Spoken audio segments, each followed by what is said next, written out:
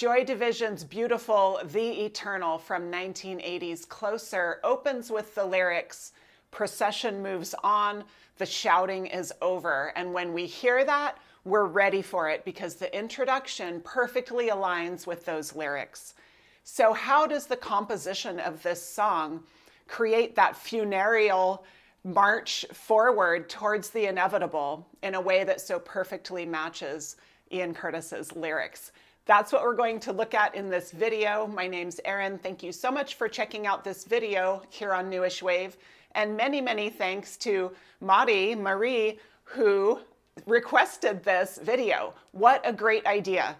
Based on the New Dawn Fades video, she left a comment requesting kind of a similar analysis of The Eternal. I thought that was a fantastic idea, so thank you. And here's what we'll look at in this video. In The Eternal, Joy Division meditates on death. It isn't life that's eternal. And I feel like we get an existentialist feeling from this song, something I've also mentioned in reference to The Cure. We're thinking a lot about the inevitability of death and how that shines a certain absurdity on life, but it's up to us to create meaning during our time here. A lot to reckon with. And in this song, we feel like we're thinking about the inevitable, maybe we're experiencing it, or at least we're maybe having a little of that existentialist crisis. And to me, it's because this song is built around the famously melancholic A minor chord.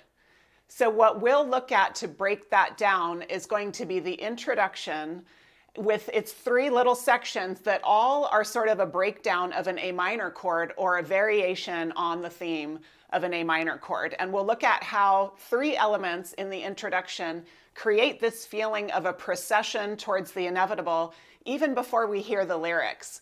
The first is what I call the original descent, which is just those beginning bass notes that you already feel a slight sense of doom.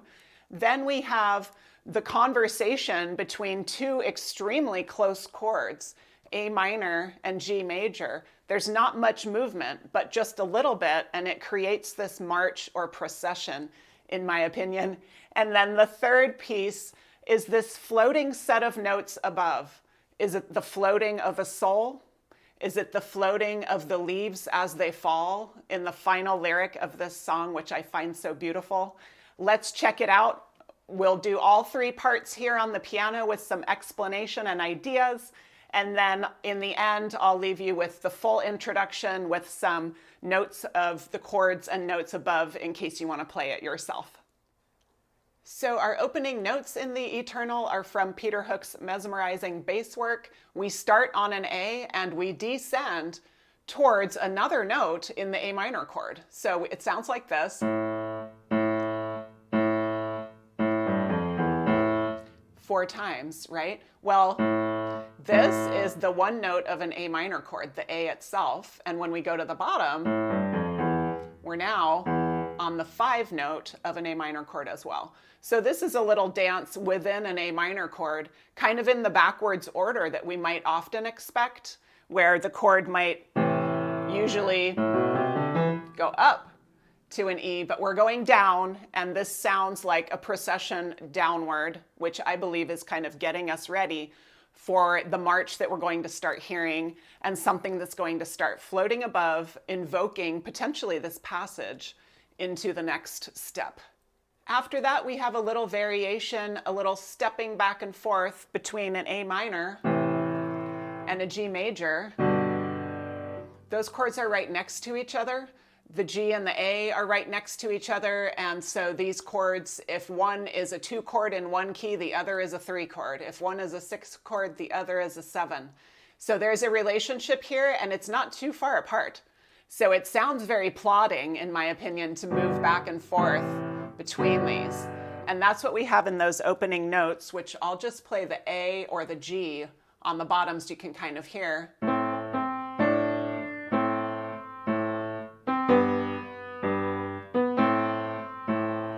So those two kind of own that back and forth, which gets us moving into the opening of this song. And so let's just add in that top floating sound we hear and see what that's all about. The notes included are all except one in the A minor chord, and you'll kind of hear when it's a G probably because it'll sound a little different. So here we go again with just playing the A and G with the left hand, and then those wandering notes on the right.